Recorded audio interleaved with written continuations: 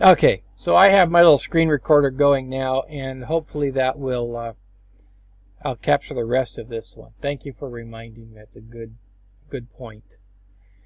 All right, I'm going back now to my syllabus.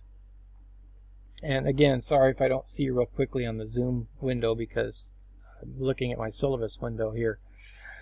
So quizzes also 10 points. Midterm and final are each 50 points, and usually I have those at 25 questions, 2 points apiece. The way I do it, and I know many of you have been in previous classes of mine, so you already know this, but the way I typically do it, and the way I do it in this class, is I have pools of questions, usually 20 questions or so per topic or per week. And when you get a quiz, you see 10 of those. And then if you take the quiz the second, and they're randomized out of that pool. And then when you take the quiz the second time, you see maybe, let's say, half of the ones that you see are ones you've already seen, and the other half are ones that you haven't seen yet. So statistically, you've seen about 75% of the questions. Then when we get to the midterm and the final, about 75% of the questions, statistically again, you have already seen, and 25% are on the same topics, but you haven't seen those questions. So that's typically how I do the midterm and final. They're just taken from the same pool. I usually do the midterm in the week past the midpoint. So in this case, week 4 is half of the class, so we'll probably see the midterm in week 5. So that it'll be 1 through 4. And then the final will cover 1 through 8. All right. Any questions or concerns about that?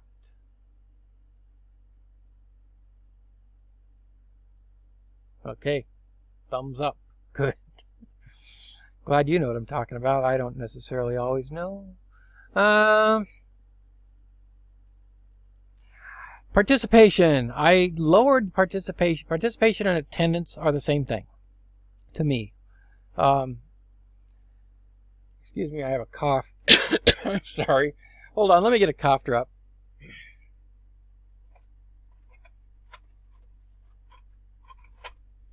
Hope you don't mind if I suck on a cough drop while I'm doing this, but it's probably better than me coughing into the mic for the next hour. I don't know where this came from. For one thing, it's about 120 degrees in this office that I'm in, so I don't have air conditioning, and the sun beats in through 4 windows all day long. Anyway, so I lowered that to 5 points each, mainly because I don't want to use the word forced, compelled by the school to do these Zoom sessions, to do them live. I have not typically done this in the past. This entire course was all online. Well, the school has a new policy, and in order to teach all online without Zoom sessions, you have to run the course through a vetting process where a course designer, goes through it and makes changes and puts it, all in the right formats and, standards and all of that kind of stuff. And this course has not been through that ringer yet. And of course, with thousands and thousands of courses, who knows when that's going to happen. So because I have to do these Zoom sessions, I realize that some people, the nice thing about online is it's flexible, and I want to be as flexible as I can. But at the same time, if I don't hold you to some sort of, I've done it before in other classes where I had no absentee policies at all, and I got audited by the school. This was not PCC, this was another school.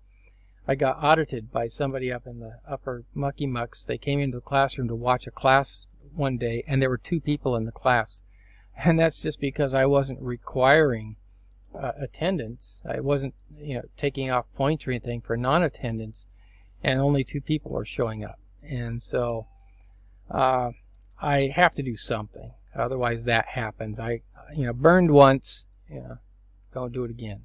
There's a better phrase for that. Oh well. what is it, once burned? No, I don't know. I don't know how it goes. Anyway, so I lowered it to 5 points because I didn't want to make it too drastic, because I know there are at least 1 or 2 people here who also have conflicting work schedules and whatnot. So you'll lose 5 points each week, but it's not, you're gaining 10 points for the lab, 10 for the quiz, and so on. So hopefully it won't be too bad. And if I can get these recordings going properly, then at least you'll have that to fall back on. Typical grading breakdown, 90 to 100A and so on. So I'm not going to bother to go over that unless somebody wants me to. These 2 little sections here below the grade, how the grades break out, my philosophy about people and exceptions, and my philosophy about differences in abilities and cultures. These are hot topics today, of course, because we're all about, in some cases, we're all about rights and privileges and so on. And schools, because more and more young people are getting into schools that have less and less preparation. They have, I guess what happens is that things get kind of washed out, right? Easier A's, a little less work. It just happens. And so I'm hesitating here because I have to walk a very fine line here. First of all, I wanted to say right up here at the very first line, that's an important line to me. You're not just a name, number, or body to me. You're a valued person with real life situations and events, unique personality, and I care about you. I teach for one reason, and that's because I enjoy helping people, reach their goals. And to me, you're not just a bunch of heads in a classroom or on Zoom. You're real people. And I have had many students in the 10 years that I've been teaching say to me, thanks for being there when I had trouble. Thanks for listening to me when I was talking about my dying mother and unruly kids and whatever. So, and I really believe in that. I am here as an ear as much as anything else. So I want to emphasize that. And then in the next paragraph, it says, I walk a fine tightrope between holding you accountable, being fair to everybody in strictness of deadlines and standards, and yet being compassionate and flexible. And that one is a real tricky one, because I've got people with hard luck stories all the time. Obviously, teachers hear that constantly. I get 2 or 3 students with hard luck stories every quarter without fail, and 2 or 3 in each class, I should say. And I want to understand them, and I want to be helpful. And I realize, your mother's lying there with newly diagnosed cancer, and you need to be there at the hospital, and and I feel for you, and I have compassion. And at the same time, I have to walk that tightrope of also being, holding people accountable, because if I don't, then anybody could give me an excuse and just not do their work, or be late all the time, or miss deadlines, not operate up to standards, and it just makes people lazy. And so I want to push people too. Just like in military or any place else, unless you push and push and push, people don't grow, and they don't get better, and they don't get over their procrastination. And so I also have to be strict in many ways. One line, and you'll see this in bold down here at the bottom of that section. The reality is this: a good excuse for not doing something is not the same as having done it. A dean at one of the schools I taught at one time used to use that phrase, and it stuck with me. I love that line. As much compassion as I have for you, with your dying mother, it doesn't mean you did the work, and I can't grade what isn't there. And so I still have to deduct for it. However, I do reserve the right in those cases to maybe give, extensions that I wouldn't give and so on. Now, that doesn't mean, like it doesn't mean that I'll give you necessarily points for being here if you're not here at the Zoom sessions. If you're not here and you have to miss it because of mom, okay, that's what life is like when you have to miss something because of something else, then you've missed it. And you can't necessarily make that up in any area of life. So I don't know. Anybody upset at this point? Nobody. I didn't upset anyone. Good. So I do reserve the right to make a case-by-case analysis of what's going on. In some cases, not be as lenient as others. And we'll talk about late policies as we get down here in a little bit. My philosophy about differences in abilities and cultures. Now, this is another fine line. I actually saw, this was several years ago now, probably 8 years ago maybe, that I saw a headline in a news story about somebody suing their university because they wrote their paper in a different language and the instructor didn't accept it or graded them down or gave them an F or something because it was not written in English. So how do you deal with that? Obviously many students in our school are not native English speakers. You came from other countries in some cases, or you were raised in a non-English speaking family. And we're all about diversity. You know that, and because we teach that all the time at the college. And I'm about diversity as well. At the same time, it's a U.S. English speaking college course, and people need to write at a college level. Otherwise, what's college for, right? If you're not learning to write at a college level and perform at a college level. And so again, I walk this fine tightrope. And so typically, here's what I do. If I recognize that somebody is writing, say, from a non-native English viewpoint, language, I'm pretty liberal about that, and I let I just kind of take it with a grain of salt that the word structure is not perfect English. I may correct them. I may say, no, I think the word you want is this, or I think what you meant to say is this. However, if I get somebody who is just their grammar is atrocious just because their grammar is atrocious, then in those cases, I may hold them to it and deduct. I don't do that often, but I had at least one case in my history where somebody failed a class because they couldn't write, and there was a lot of writing in the class. And this was a English-speaking person, so it happens once in a blue moon. So anyway, again, I walk a fine tightrope there, but so that's.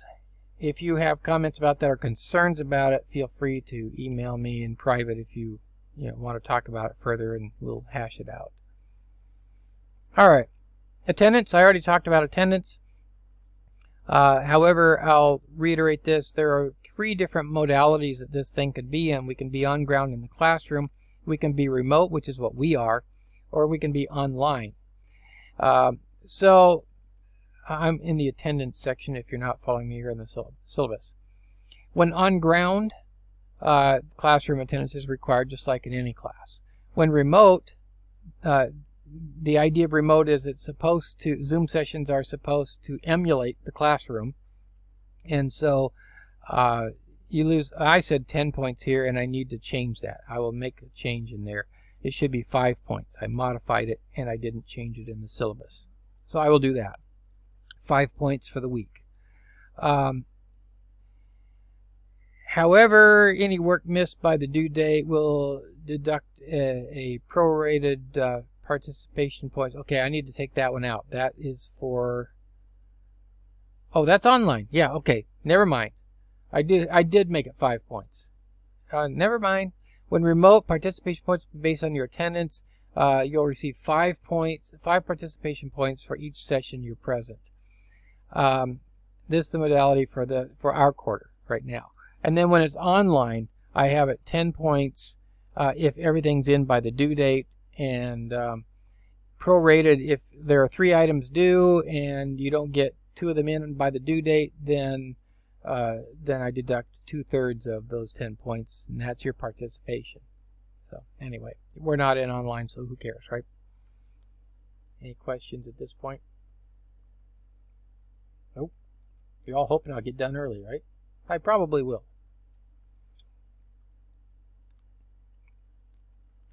All right, assignments and labs.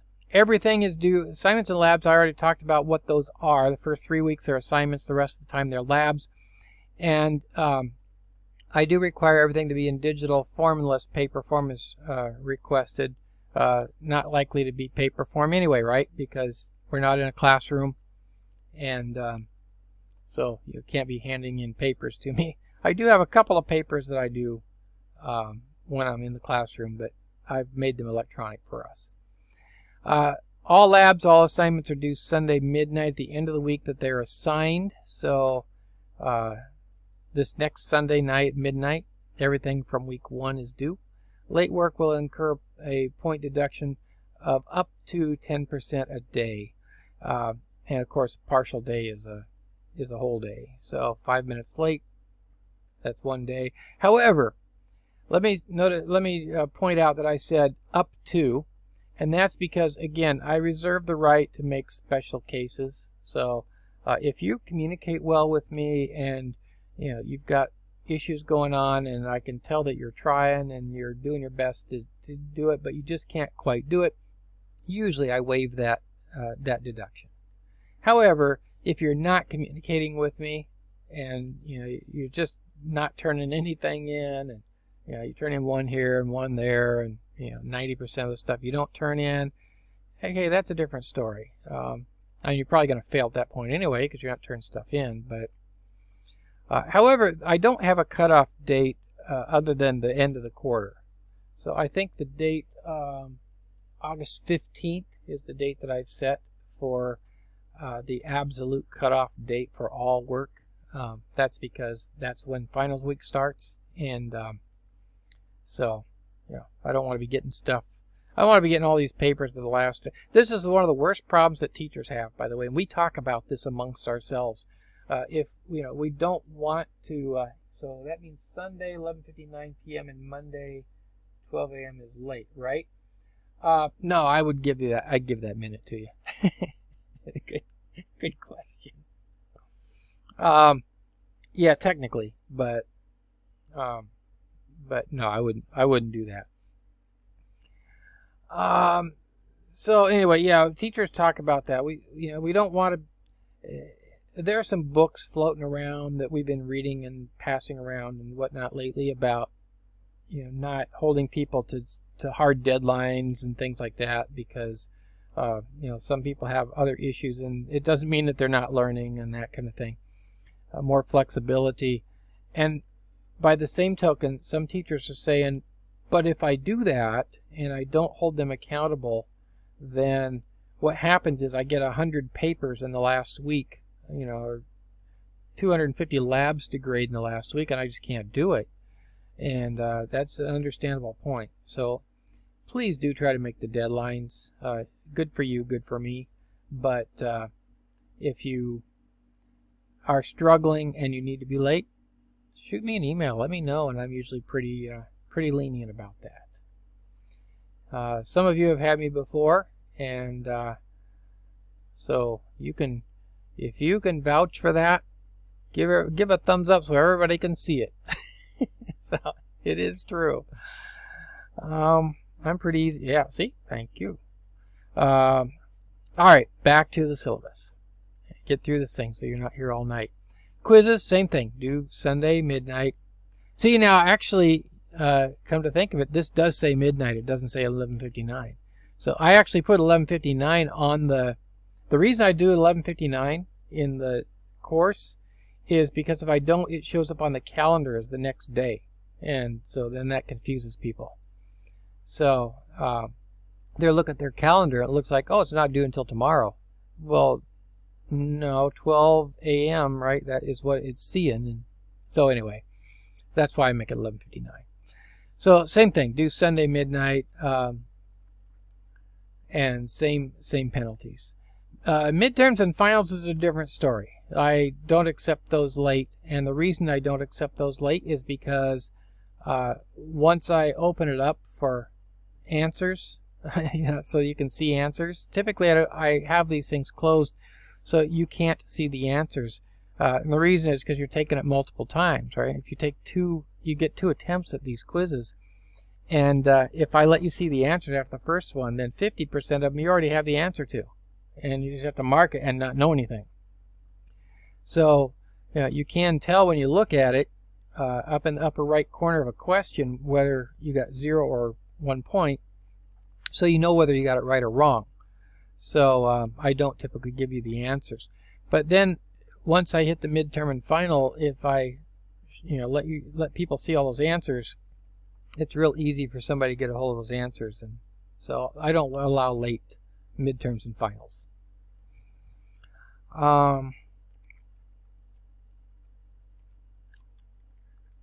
Okay, the rest of this is pretty standard fare. Academic honesty and student rights. Plagiarism is a big deal. I've had it happen a few times. I had it happen last quarter. Somebody who was really trying hard, but they were having a lot of personal issues. And in one of the labs,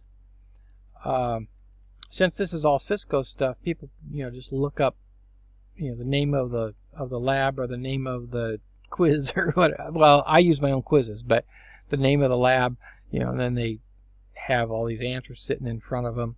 Well, I make you turn in the actual file to show you actually did it, and then I have these questions that sometimes it asks in the instructions. And literally at the end of one of the questions, what the student's response is, the student should say that blah, blah, blah, blah. And it said, obviously taken right off the internet. And so that was plagiarism, and I had to assign a 0 on that and give the student a warning that they were plagiarizing, and further plagiarism could get you kicked out of the class and ultimately out of the school. So it is a serious thing, and you learn it the hard way when you go up through master's degrees and higher. So anyway, did I just close my... Nope, I didn't. Never mind. I thought I closed my browser for a minute. Conduct exams, typically online, yeah. Accessibility and accommodations. I don't believe offhand I've had any disability notices for this class yet. If I haven't, I missed it. Somebody shoot me an email and remind me. But please do keep in touch if you have a disability, so I can work with you. Grade options. Under grade options here, I did have one case last quarter, in this class last quarter, where somebody failed the class, and then after their grade was assigned, they wanted to get it changed to pass, no pass, rather than F, and it was too late. I tried to get the grade changed through the school, and they wouldn't do it because the letter grade had already been assigned. So if you're failing, get that in early. All right, I'm down to the very bottom of the syllabus now, and I'm looking at the 8-week schedule. So I'm hoping all these chapter numbers are correct. I took out the page numbers. The reason I took out the page numbers is because there are slightly different variations in the book. Like I said, there's the paperback and the ebook. The ebook doesn't even have page numbers in it, and some people are not going to have the right book. So I just gave you the chapters. In some cases, there might be only part of the chapter, so I gave you things like here in week 2 it says masks, VLSMs, read variable length subnet mask VLSMs, read up to the start of the summarization section, right? So that's how I handled that. But these topics should be pretty much in order now, the way we're going to have them. Cabling, and then wildcard masks in the second week, and VLSM in the second week. Route summarization, which is supernetting, IP version 6, all in the third week. And then we're going to begin using Packet Tracer and the Cisco iOS, which is the Internetwork Operating System, not to be confused with the Apple iOS. And then port security, which is how we can secure the ports on on switches, shut down the right ports and set them up so that they'll automatically shut down if the wrong person plugs into a port and things like that. In week 6, spanning tree protocol, which is if I put a bunch of switches together and have a lot of redundant links between them, I would end up getting what we call a broadcast storm. And so I've got to shut down some of those links to stop broadcasts from running all over the neighborhood and flooding it. So that's what that's about. And then VLANs. VLANs are ways of separating groups of people on a switch, very similar to the way you would do it with a router. It actually does make individual, they're virtual LANs is what it stands for. And it actually does make different networks, different subnets on each VLAN. So I might have port 1, 5, and 6 on one VLAN and port 7, 2, and 9 on another VLAN, and they are on different networks. But we do it with a switch instead of with routers. So anyway, that's what that's about. And then inter-VLAN routing. The problem is, since they're on different networks, they can't talk to each other. And so we have to have some way of routing information back and forth between them. And there are really 3 different ways to do that, but we're going to learn 2 of them. The port-based inter-VLAN routing and router on a stick. Which is a cool sounding name. IT has the coolest names of things ever. Router on a stick. Sounds like something a certain ventriloquist would say. Then OSPF. I've dumped. Last quarter I actually did teach RIP and EIGRP, but this quarter I'm only going with OSPF, which is the only thing in the CCNA curriculum now. And then the last week, access control lists. In other words, how we control who can get to what in our network. So that's it. Any other questions at this point? I'm back on the Zoom page so I can see any questions. Getting tired yet? Thumbs up. Thank you. All right. That's it for the syllabus. I'm going to close the syllabus. I'm going to use my back button to go back to the content, or just click the content tab again. This general discussion underneath the syllabus, excuse me, my cough's trying to fire up again. Underneath the syllabus is a general discussion. This is here for your sake. I don't usually, in fact, I don't get into it often. In some quarters, I don't get into it at all. But this is where you can help each other, ask questions of each other. If you're stuck on something and you want help from the rest of the class, let me know. Or let them know, I should say. Post it here in the general discussion. Usually there's somebody who will help you. And that's often faster and better than mine. I've had students who need a lot of help. They need some tutoring. And, I can't always provide hours of tutoring with people, and so this is a good way to get peer-to-peer help. And by the way, if I've done this before, I've just started doing this recently. I had last quarter, not in this class, but in a class at another school, I was teaching PowerShell and Windows PowerShell. And I had one student who was just struggling, and they kept asking for help and asking for more, personal Zoom sessions. It was just getting to be a lot. And so I finally asked the class, is there anybody here who would like to be a tutor, and I'll give you some extra credit points. And I had one taker, and he was very, very helpful with the other student. And so at the end of the quarter, it moved him from an A- to an A. So If somebody wants somebody else in the class to help, let me know and I'll put out a call.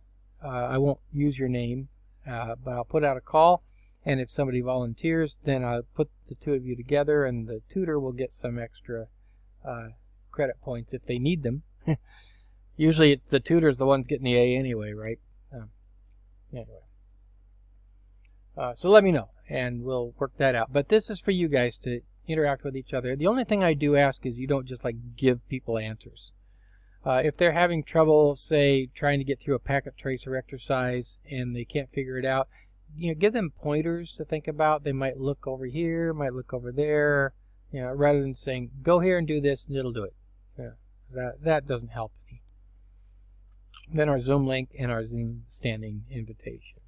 All right, I'm going down to Module 1 now. I have in the course here sub-modules, and I think I'm the only teacher that does this. At least I'm the only one that I've seen that's doing it. I divide them into sometimes 3, 4, or 5 sections depending on the class. Notes and resources. Typically these are things, in notes and resources will be things that you're not graded for. They will be things like notes and outlines and videos. And then labs and assignments are just what it sounds like. Things that you are graded for, labs and assignments. And in this case, if you click on labs and assignments, you'll see assignment 1, networking review, and assignment 2, cabling worksheet. Both of these in the past I've used a Word document that you've filled out and then uploaded. This time you notice it says quiz. Well, they're not really quizzes, they're assignments, and the grade goes into the assignment category. However, because there's no way to ask questions in an assignment in D2L, I had to make it in a quiz form. So these are just worksheets, and this first one, assignment 1, networking review, if you open that one up, you'll see that the let's see, I think that's the one. Oh, you have to actually click start quiz to get to it. In one of these, I thought I had a description here somewhere that talked about, maybe it's just, I don't see the description right now, that these are just free-form answers. So I have to grade them. So when you get done, like 2 or 3 of them are self-grading, but then you get done and it says your score is 3, and you go, what? What do you mean my score is 3? And you'll panic. That's just because I haven't graded it yet. And I typically do all of my grading on Mondays, and that's because, of course, your work is due Sunday midnight, and so Monday's a great day for me to grade all that. I don't often get in more frequently than that. I typically only grade once a week. I know I always get those people who, the next day, the first day, they have everything done and then have to wait a whole week for it to get graded. I apologize for that, but I'm not discouraging that either. So, at any rate, wow, now it won't let me back. I guess I have to quit the assignment. Submit quiz. Okay. I opened it up and now, yes, warning, you have 10 unanswered questions. Okay, see if it'll let me go back now. Error, not authorized. What's that about? I've never seen that before. Well, if you have trouble with this thing, let me know. I'm going to go back into the course because it just sort of kicked me out when I went into that.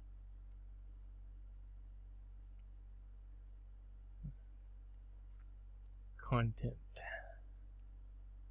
Okay, so on assignment 1 in particular, oh, this is where it is. This is not a quiz but a worksheet. It says, and I'm on the main content page again. Much of the worksheet is manually graded by the instructor. Your grade on it will not be recorded in the gradebook until the instructor has graded it.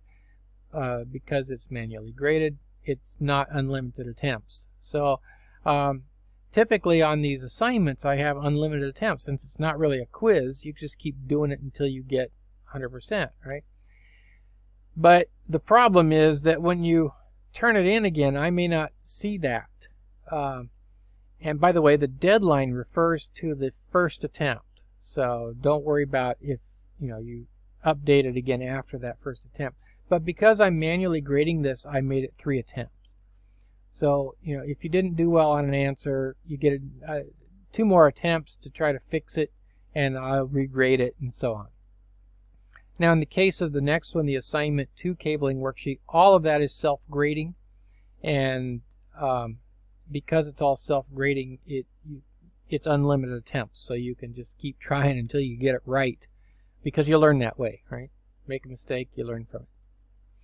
And then the next section down here is quizzes and tests, and obviously there's our network basics and cabling quiz there. And I believe that quiz, if it doesn't, boy, I better check that. If it doesn't include the, no, this does, it wouldn't. This one wouldn't include subnetting. Okay, never mind. That's week 2, VLSM. All right, so that's the structure of all of these. And I typically don't open them up until Sunday, same time that everything's due, right? Midnight. Actually, it's 12:01 that it typically opens up. And if something doesn't open up, shoot me an email. I make mistakes in this thing all the time. D2L is the most confusing thing you ever saw on the back end. So, I mean, it's a good, greater flexibility means, more complex programming, right? So, it's really complex. Like, weird things happen. For example, when I create a quiz, I have to create it in 3 different places. First, I have to go create the grade for it, the grade piece, so that there'll be a slot in your grade book. And then I have to create the questions in the pool. And then I have to associate the questions with the grade slot. And then I have to go to the front end and create the quiz and associate the pool with the quiz and associate the grade slot with the quiz, because the questions are different from the quiz. And then I have to make sure that the quiz is in the right place. And then there are dates. You can set dates on every one of those items. And if those dates vary, somebody's not going to be able to get to something. So you can imagine how complicated it can get. So I make mistakes in D2L all the time. So just let me know. I'll fix them. Not a big deal. If you got shorted a day or 2 on something, don't worry. I'll make extensions for everybody because of it. Let me get over here to the comments. I don't have a copy of the book yet.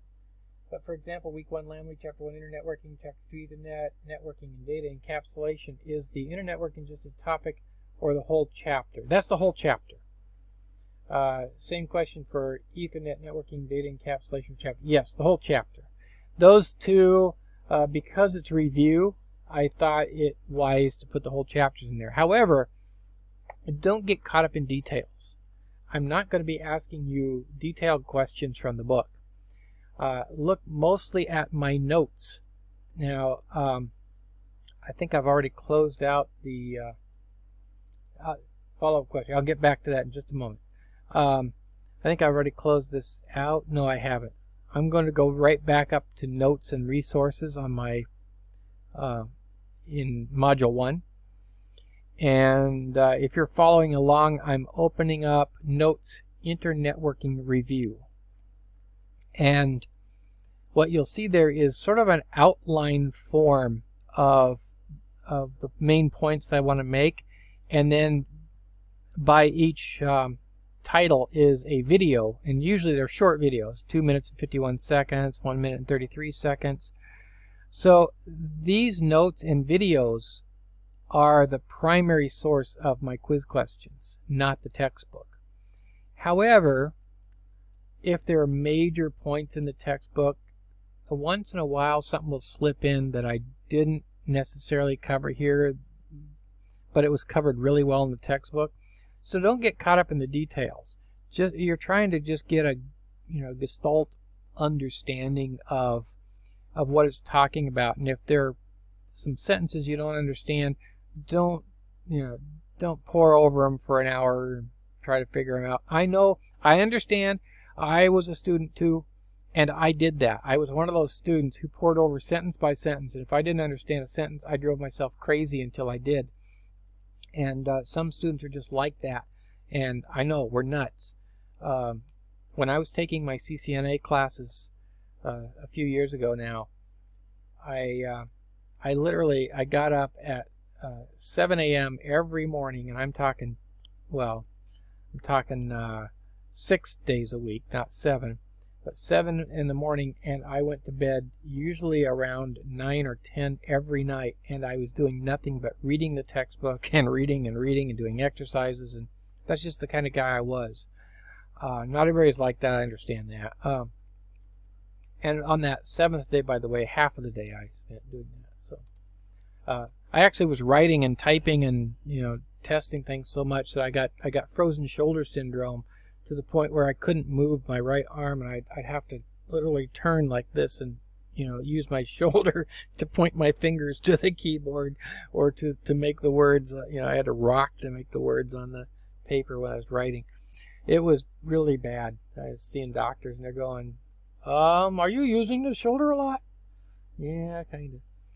Follow-up question. I tend to be someone who reads the entire chapter when the module says that chapter, but your notes and resources seem to have a lot of information already. How much of a requirement to read the textbook to do your class compared to just... yeah, I did just sort of answer that. Yeah, way more from the notes and videos. Way more. Almost entirely from the notes and videos. When we get to the labs, some from the labs as well. So some of the questions in my quizzes are about, say, commands that came up in the lab that I hadn't covered in lecture or videos or anything else. And so as you do the labs, make sure you understand what you're doing in the labs. Otherwise, you're likely to run into questions. You go, where was that? I don't remember reading that. Well, it was in the lab. So, all right. Hey, I like your typo. Swelling too much on in-depth reading. Boy, I read like that sometimes too, until my head swells to like that. Right? Then all the neurons, kind of go back, and my head goes back down again. Not saying I have a big head. All right. Yeah, you read ratemyprofessors.com and look up my name. People will go, he's hilarious. They think I'm funny sometimes. More I'm just stupid dad jokes. All right. Any other questions? Dwelling too much. Oh, that's what you meant. I thought you meant sweating too much. Any other questions? Do we have the ability to work ahead? I don't typically turn things on until Sunday, and the reason I don't usually is because I'm a procrastinator sometimes. That is to say, I don't always have everything, all the dates set up right, or if I'm changing something. I'm planning on changing a lot of labs this time from what I did last quarter, and that's just because I have new labs, new material. Some of them are self-grading, and I'm planning on using some of those. So I don't always have it ready until like Sunday, until I'm almost ready to turn it on. So typically not just for that reason. Although I probably could, if you want, open some of them up early and not have the labs but have the notes and readings and videos for you.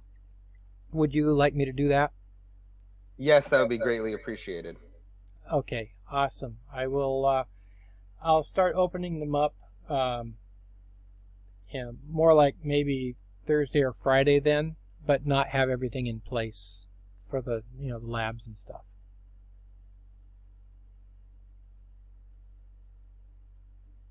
Anything else? Professor? Yes.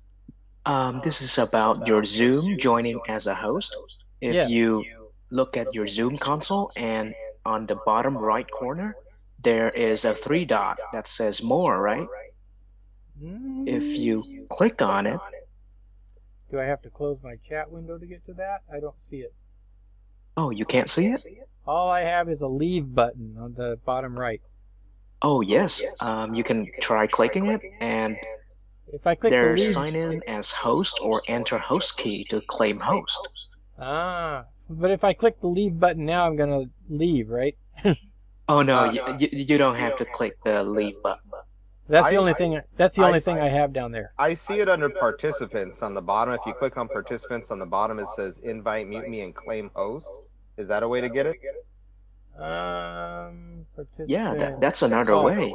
Invite. Invite, and then where are you seeing claim host? I have room system and email up there. Are you in the participants? Yeah, and the participants little pop up. Yes. And then you go to invite, right? Well, no, it just says invite. It says mute or unmute me, and then on the right it says claim host. Oh, I don't have that on mine. All I have there is I have just invite. That's the only thing I have. Oh, that's weird. Maybe it's different versions. Yeah, I must have something goofy going on here. And it's been a while since I've updated the client for this thing, so maybe I'll need to download the new client or something. So I'll work on that and see what happens. Yeah, I'm not sure what happened here. And by the way, I know a couple of you, because it sends me emails when people join, and I noticed, earlier, half hour before and 15 minutes before, it said, hey, such and such has joined your Zoom meeting. I have a question for you. When you do that, are you able to talk with each other before I come and join? I think that's an option that you can select, Prof. Like allow the meeting to start before the host comes in. Okay. I think that's an option. And it looks like it was set up that way because it said that people were in the meeting. And so the reason I'm asking that is because what I'm thinking is if any of you want to, work together or meet or talk, about issues or whatever, you might be able to use this as a forum to do that if you don't have your own Zoom, if you can't set up your own Zoom or something. So, by all means use it that way. I'm not here the rest of the time, so you should be able to do that if you want. But yeah, I'll re-download Zoom and see if maybe I have an outdated version or if I'm in some weird I can't imagine what in the world's causing this. Yeah, it's not giving me the same options that you're seeing. Anyway, anything else?